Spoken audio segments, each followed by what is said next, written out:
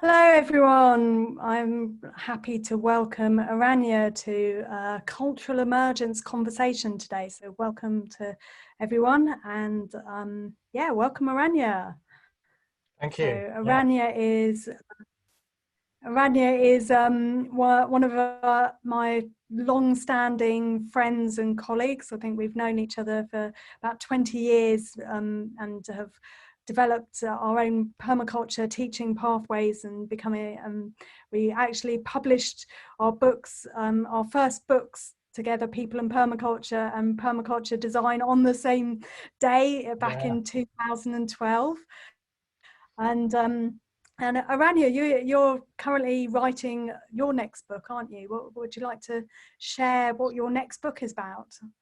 I am. I have been writing it since before I started writing the previous book, but it's now almost at its end in a good way, and it's very much. It does tie nicely into cultural emergence, and just want to say congratulations, Looby, on the book because it's really exciting to see your book out, and it also helps to motivate me to get mine finished. So yeah, so mine is very much also about looking at systems and how they apply in permaculture design, but also how nature does things with shape and pattern, and how we can make use of all of these things. And it's it's called deep permaculture because it's very much looking at what goes on beneath the surface of physical design. So very much, I do touch a little bit at the end on things like stories and culture and so on, because obviously they're very important, but I'm not the key person to be writing about that. That's your job, Louis. So for me, the bulk of the book is focused on how do we, where do the principles come from? You know, what does nature do to be successful? How does life work? And systems and how they function, and how we can make use of learning that stuff in order to do things better. So it's getting a clearer understanding of what goes on beyond what can sometimes be quite simplified in permaculture terms, because we like to give a basic idea of what permaculture is in the same way that somebody might say, oh, one of the ethics of permaculture is people care. You go, oh, great. So, well, there's a lot, there's a great deal beneath that phrase, people care. As the permaculture principles that come from ecology, we might talk about multiple elements, multiple things that each important function. But we can see that very simply, or we can say actually there's several different versions of that, different layers that go on beneath the surface there. So that's what I'm immersing myself, and we're just kind of taking a journey, diving into all of these things and looking at how they work so that we get a better picture. I suppose in the same way that Looby is unveiling all the things that make good culture work, because you can walk into a community that's functioning well, and we don't have many of those in the West, and say, oh, this looks very nice. And your book is very much a journey of what makes a community work. What are the core routines you talk about, the different things that we learn in order to be good communal humans. And so what I'm trying to do is to reveal what goes on beneath the surface of a permaculture land design, for instance. So it's very easy, a great way of learning about permaculture, because of course you can learn theory, but also going to a permaculture site. And I have some lovely friends who've got fantastic permaculture sites, very well established, including you're developing yours at Applewood as well, Looby. But to just visit and look around, you just see what's on the surface. And so it's what's going on. Why do things look as they do? And so my book is very much a journey into all of those different levels of things that are going on beneath the surface to help make it clearer what you see on the top. Because otherwise you end up thinking, I've got lovely friend, Pat, who runs a place called Our Organics in Dorset. And one of her systems, because she has a lot of water, is that in the summer months, she has a flood garden system. And rather than get a watering can and water every single bed, she just has this system where you can fill up a dam during the day, and then you pull out a bucket out of a pipe, and it waters everything overnight. And so somebody might go there and say, oh, permaculture is about, well, it's this flood garden system, isn't it? That's what makes it permaculture.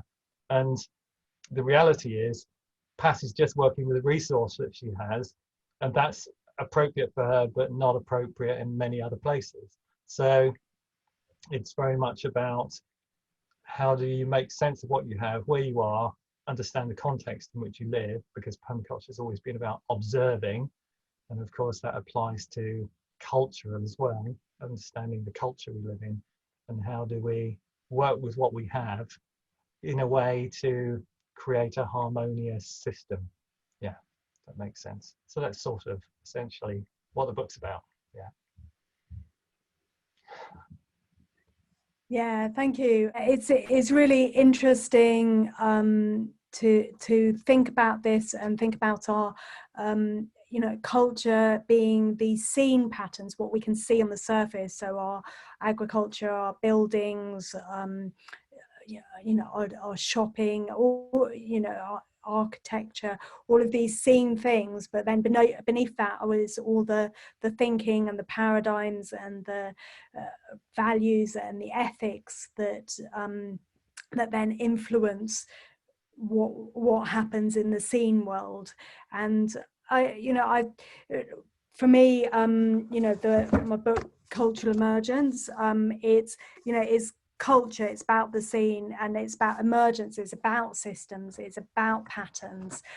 So I'm really fascinated by this overlap between systems and patterns between our two books, and how we're coming at it, both systems and patterns from and design. So I would say those three things, systems, patterns and design, are very much underpinning you know, the narrative of our books, and the where we want, what we're trying to impart with other people. And you know, we're in such a interesting, curious time on the planet, in the world at the moment, and I'm curious how those things, systems, patterns, design, culture, how they can help us navigate these times, both personally and collective, how they could help us you know, emerge from the pandemic into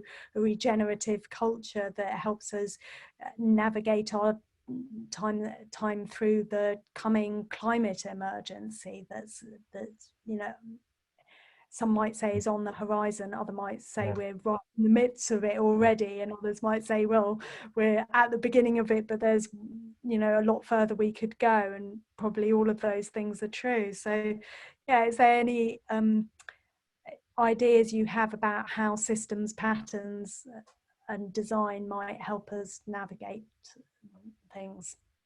I suppose, I Big mean, question. yeah. I remember when I was first excited about shape, you know, so we often talk about patterns, we think about shapes in nature and so on, but of course that's patterns in physical space, but there's also patterns in time, of course, which we see. But when I started thinking about, you know, what are patterns, why does a tree look like it does? Well, it's because the tree is a system, and the system arranges itself in that shape because it's a particularly advantageous thing to do. And nature, life, up until very recently, has had to work with the energy of the sun, and that often involves dormancy. So we've inherited a house with fish in a pond, and at this time of year the fish just go really dormant, and for me as a warm-blooded creature, that's quite a worrying situation. You mean they survive without food for 2 months just hanging around in the pond? Because for me, that's not something that would be, you know, practical. So I'm learning about the world around me in that sense. But just that culture, in a sense, is created by story, isn't it? And so we tell stories, and our ancestors would have told stories about things that happened and maybe things that went wrong, but how they dealt with the situation, how they overcame challenges. So they would, they became very important to the tribe, because essentially they're the people that still had memory of what they did when it went wrong before. And it's very interesting how in our modern world we don't value the wisdom of elders anymore, because our culture has changed so rapidly that now we value entirely different things. And perhaps this recent period, particularly when we had, you know, the silly thing about everybody rushing to buy toilet rolls from the supermarket. We run out of toilet roll and there's not enough pasta and so on. But we're still not really appreciating food, although on some level we're starting to see the possibility of a shortage. So it's perhaps what this particular time is doing is it's giving us a chance to start appreciating things we took for granted. And since the Second World War, there was a very strong focus on we need to grow lots of food for people because we've been rationing, we've not had enough food. And there was a focus, we sort of shifted from quality to quantity, that don't worry about the quality for now, we just need lots of food. And we've never really got off that. We continue to just grow for quantity. And there's a few of us who think, no, actually, I want good quality food. And mostly that means growing it ourselves or finding a local veg box scheme or something. But our culture has still got really stuck in that. And I wonder if this is giving us a chance to start to value those important basics, the things that nourish us on a level of food, good water, but also, the chance to hug and be with friends and family, which at the moment is suddenly with what happened, and the chance. Yeah. Often you hear people saying, oh, I can't wait to go to another festival, and that's about being with other people. So perhaps people have a chance at home to start doing some of these activities, because the book, a strong emphasis of the book is very much about what can I as a person do to improve my people skills, isn't it? To develop my own contribution to the culture. Do you want to say a bit about that? Yeah, and I think it's interesting these times because we have gone into this cultural quicksand where things that we have maybe been conditioned with, as you say, that that was a kind of moment for me when you just said we haven't moved beyond that kind of the quantity into the quality mindset, and it's like, oh yeah, okay, I hadn't really seen that below the surface, that was something that I'd been conditioned with, inherited through the media, through education, my parents, wherever that's come from. I'll think more on that. And I know I hear lots of people saying, oh, I'll never complain about, the queues at festivals again, or, I'll never, complain about these things that we've suddenly lost, that we didn't value. And so it is making us reprioritize.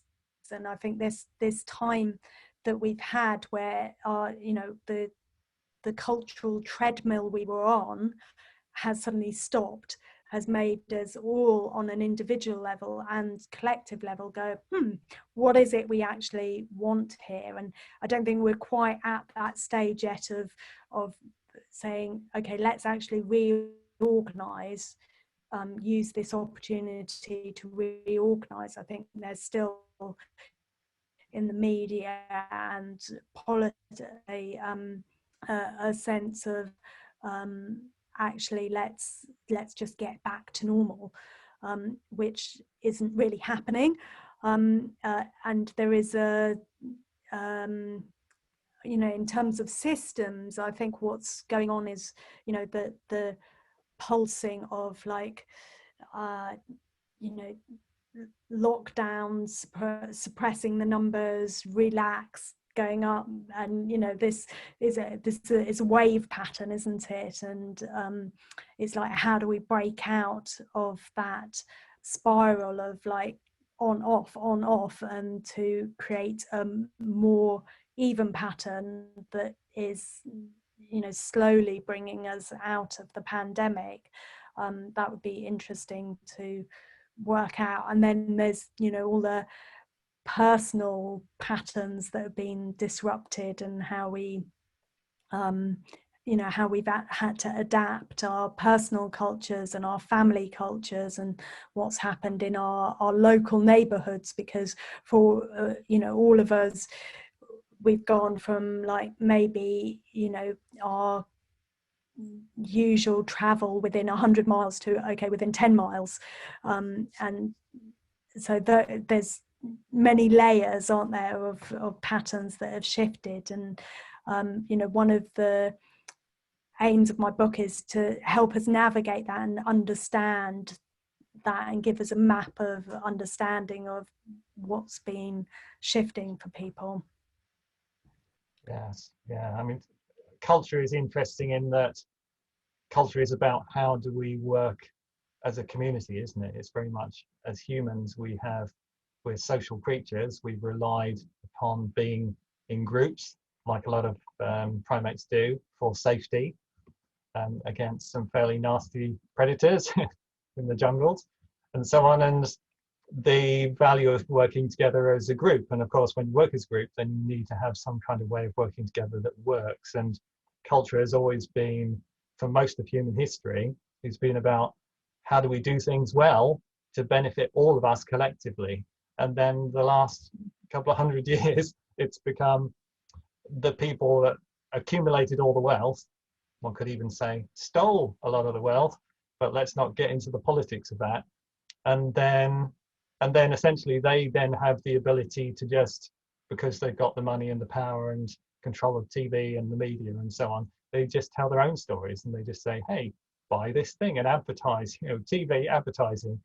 So our culture is created by advertising, celebrity, all of this sort of thing, which has just shaped our values in the world, because the people that are telling those stories have the ability to reach many more people than the rest of us.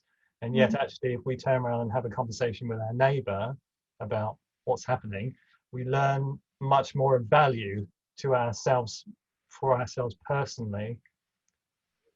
And we only get to talk to one person, but actually that's a very powerful interaction, isn't it, compared to the one-way system which we have through the TV. And of course now we have YouTube, so we can all have our own voice, but yeah, and there's many people. These emergent conversations like what we're doing here is dynamic by having the two of us come together, and it's like sharing this bit of information that you have, sharing this bit that I have, but then something else happens in the conversation that neither of us have thought before. There's a third element there that comes out, the new nuggets of inspiration, threads to follow that happen while we're in relationship with each other, while we're in conversation with each other. And that's something really powerful to remember while yes, there are, political systems, media systems that are, heavily influencing our cultural narrative, heavily influencing it.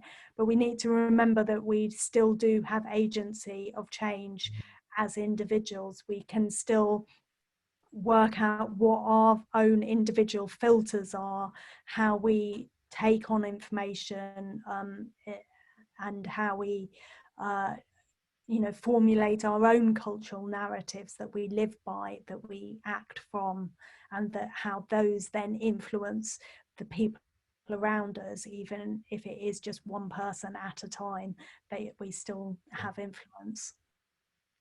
Yes, I think with the challenge and awaken phase, it's very much about drawing our attention. I think we have this inherent desire to trust the story, because for most of human history, it's what's kept us alive, that we trust the storyteller.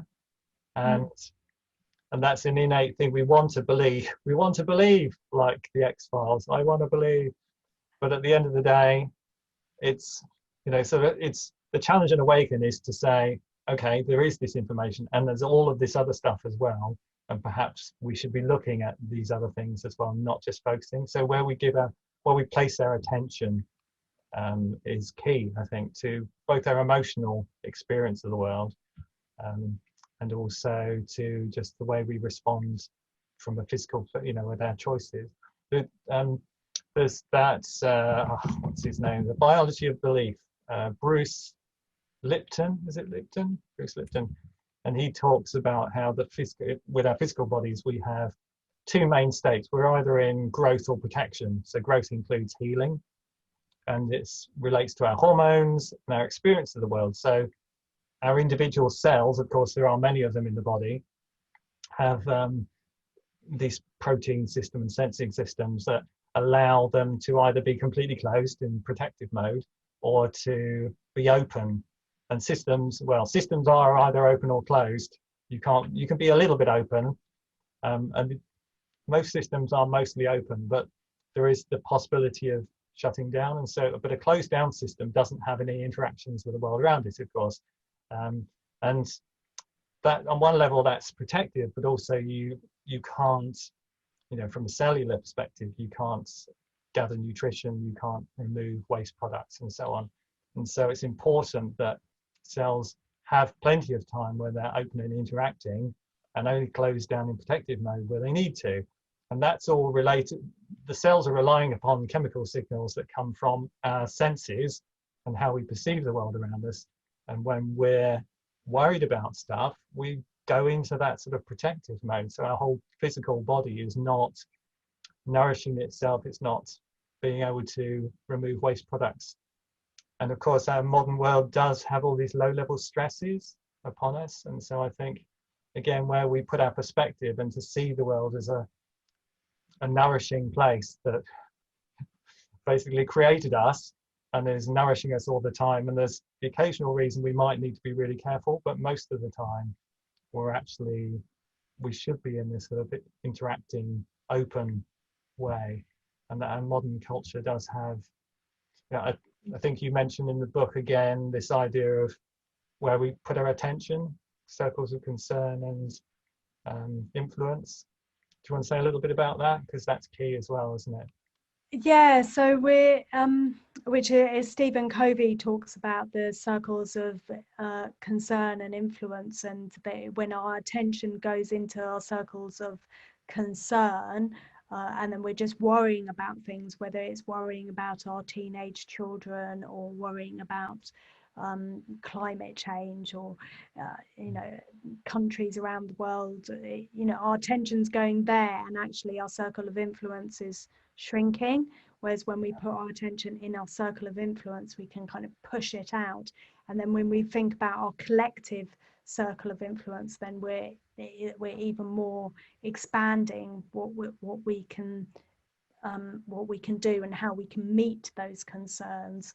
And yeah, I'm very interested in what you were just saying about the protective and the growth, and thinking about that on a collective level for ourselves in this time of the pandemic, and how we are doing that collectively of like, right, go into protection level, and rather than the growth, and how that's affecting the narrative and affecting our choices that we have, because almost we need to be able to collectively go into the growth to change states, because it feels to me like there's a kind of quantum shift that's needed, like an emergent shift that we can't quite see yet collectively, to move us beyond the pandemic, that moves us into a more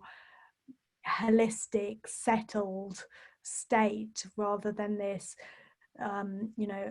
ease lockdown, ease lockdown, and which is just frying everyone's nervous systems, which then also gives us less immunity to COVID and to other diseases, and so it's like we're in this spiral of erosion, aren't we? And we need to actually find those points of intervention, which as you say, is like we want to do, but is in maybe the circle of concern. So it's how do we work with our own bodies in our circle of influence to provide that, and social media has that opportunity to influence beyond that, even in these times when we can't physically connect with other people, and how we can impart this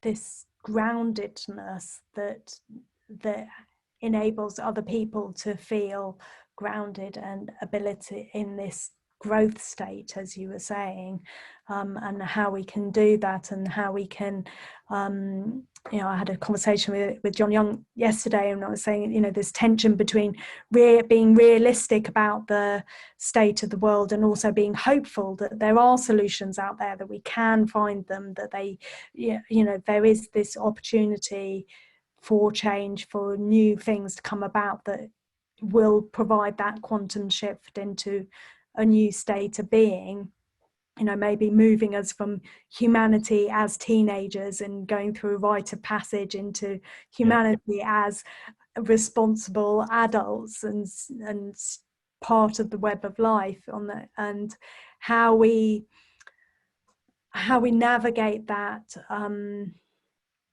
How do we navigate that story? And then the other thing we said was that tension between being realistic and hopeful, and then having that this third word that came out of our conversation, as I was saying, this emergent thing, was about how do we be helpful as well. So how do we as individuals be helpful to the situation, and provide our gifts and give us a sense of agency and our circle of influence, to how do we widen that and influence in a positive way. I think we do that whenever we shine. That makes sense. That sounds a bit hippie, but just if we're living lives and we're feeling content and we're happy, and because we value things on some level, you could say some simple things like good food, or just that we have interactions with people, and people are always thinking, God, Aranya's always happy, Looby's always happy, what's up with her? What is the secret? What is it that they know that I don't, if they're living a kind of life where that doesn't feel their experience? And of course, there are situations at the moment where some people are going through really bad times, but I think for me is to value the good things in life, and to help us to get to the essence of what is it that, where am I stuck? And one of the design web anchor points, of course, is looking at limits and how do we deal with that.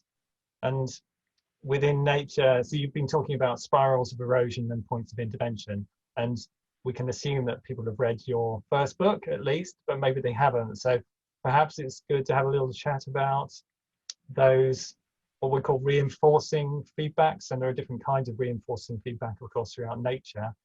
And when we're talking about spirals of erosion, we could be talking about physical spirals of erosion. So ploughing, weeds ploughing, and that goes round and round, and all this, every time you plough you get more weeds, and then you do more ploughing, and then the physical erosion is the loss of soil by wind or water from a site, for instance.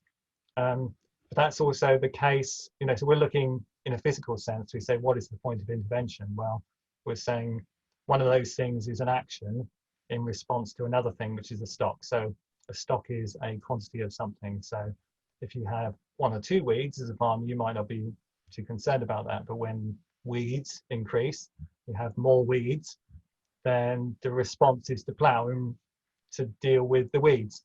So when we're looking at these spirals, reinforcing feedback loops, we're looking for places where we can make different choices. And in a loop as simple as weeds and ploughing, there is only one choice being made. So the choice we need to change is the ploughing. So how else could we deal with this situation? And of course, in permaculture, we have various approaches. We won't go there yet, but also the same applies for the way we see the world and thinking from very much a social perspective.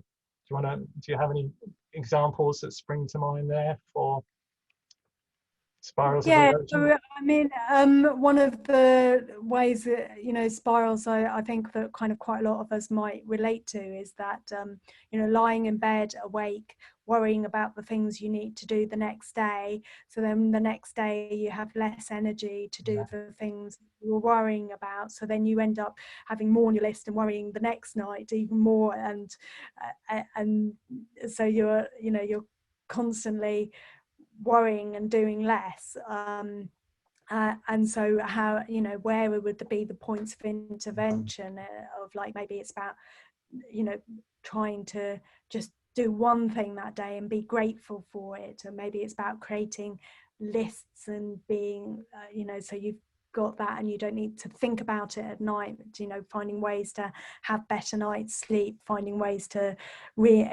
energize yourself through the day, or finding ways to have less things to do. All of these things might be ways of just slowly intervening and slowly creating a pattern of success, so that you're, instead of worrying and doing less, you're actually being effective and appreciating yourself and doing a little bit more each day, or being happy with what you are doing. And I think it's very interesting what you were saying as well about this kind of role modeling, being happy, and recognizing that actually there's a lot of privilege that I have that enables me to be resilient during these times, that actually there's a lot of choices that are being made, the kind of the earned and designed privileges that I have from the choices I've made in my life, but also the unearned privileges that have come from where I've been born in the UK, and the other privileges that have come to me from circumstances that I haven't had to work for, and that have made me resilient. And also recognizing that actually at times I'm not happy, I am frustrated, I am concerned, I do, I maybe not as much as other people, but I still know that ability to kind of go, what's happening? How do we get out of this? Feeling frustrated and, and like, I wish I could just make a plan and stick to it. And what's happening this, all of these things that are going through everyone else's minds still go through my mind. It's just, maybe I have an opportunity to recognize that and kind of break that cycle and, not let it overwhelm me, and to really lean back on the tools. I mean, that's what I, through the last year, through writing this, it's quite a chunky book. It took me a lot of focus, and I've really had to lean into the tools myself to get it done, through being effective, through navigating my emotions, through navigating a changing family culture. All of these things, I had to really use the tools to manifest it. It didn't just happen in an easy way. It took effort. Well, it's having that experience of the world, because I always used to have this thing of, life's often been quite difficult for me financially, but there's so much I enjoy in the world. And reflecting on, if I was born in a family with loads of money, would I have ever done all of this? Because very often, it's the limits inspire creative activities, isn't it? And the stuff that I've made or done has come from not necessarily always adversity, because I only ever slept rough in my life one night, which is ridiculous for somebody who's 57. But in a sense, by having an experience that creates the desire, so for me, writing my book, I'm writing it and it's been published, but really, particularly the first book as well, I was writing it because I was trying to figure it out for myself. What is this situation? How can I use these tools? How are they useful to me? And by organizing it for myself, suddenly it became a book. And you're very much in the same situation. You've had a need for the tools because you've been trying to figure out how, that I have this sense of not necessarily feeling totally safe in the world, and how do we make the world a better place? And by going through these processes and figuring out and testing these different tools and fine-tuning them, and as you say, the design web is now evolved because it has a cultural emergence aspect to it as well, which it didn't have before, from the process of living and using the tools. So it's important that we're not just going, hey, this theoretical idea we have here, that we're practically using them, because we're testing them and trying them out and having conversations like this all the time. All of this is fine-tuning. the book I'm writing is very much, I'm the one typing it, but at the end of the day, it's come from mostly conversations with other people. Sometimes my brain is putting things together and just making the connections. And who knows if I have a higher self going, oi, connect these two things together. Very often that time in the middle of the night for me is, you know, what if I'm awake in the middle of the night, it's because my brain is starting to go, hey, there's all this stuff. And if I don't have somewhere to write it down, so there's a clipboard and pen by the bed, it's just very simple design, placement, and I write it down. Because if I lie there thinking, oh, it's all right, I'll remember it in the morning. No, I won't remember it in the morning. And then that keeps me awake. So it's better that I get up and write some stuff down and then go back to sleep. So it's, for me, the creativity comes from those opportunities. And yeah, I think it's, for me, it's very much about curiosity, but also on some level a physical need to be able to make things work, because I have a busy life. I've got to fit things in. If I'm growing stuff in the garden, you know, I've never planted celery in between cabbages before until this year, because we inherited a garden we were wanting to grow lots of food, didn't have many beds, and it's just, yeah, that didn't work because the celery just gets massive. In Cornwall, it's wetter. So celery is a shallow water plant by nature, so it likes wetness. Perhaps it didn't put quite as much in Dorset as it gets down here in Cornwall. So the celery is really happy, and the cabbages are all going, ah! The celery is going, I'm taking up all this space. So it's, yeah, it's living life, trying things out, learning from, you know, practical. It's a practical action learning. There's a phrase we hear in permaculture, isn't it? Action learning by doing, and then trying to understand as best we can to then share that with other people. And I think your book is very much doing that for Cultural Emergence, and I'm very excited about the possibility. And it's such a practical book that people can, you know, do the activities, reflective thinking, and engage it in their life. Because I think a lot of books, it's just so easy to just read it and just go, oh, that's interesting, but not apply it. So thank you.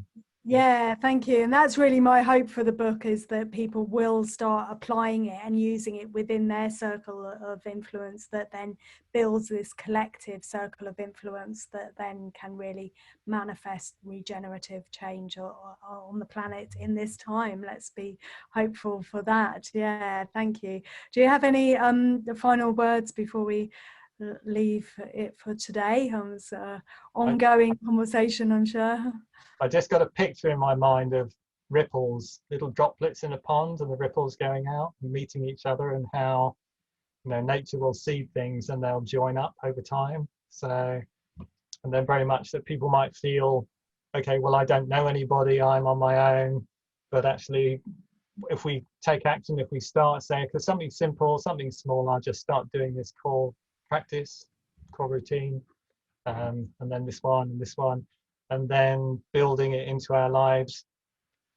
It's the slightly daunting nature of a book like this, which of course will also be the case with mine when it comes up, because it will also be big, is that, oh my God, there's too much to learn. And so I think that going through and having, by grounding the information, the theory into practice, and doing a bit at a time, and just allowing that to settle and then build on that and build on that. And then before you know it, then you start having a conversation. I remember having a chat on Zoom the other day with my online course. No, it wasn't my online course. It was somebody's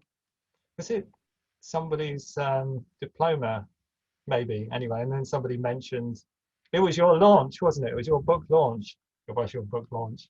Because somebody said braiding sweetgrass, and somebody else went, oh, I'm reading that. And somebody else said, oh, I'm reading that.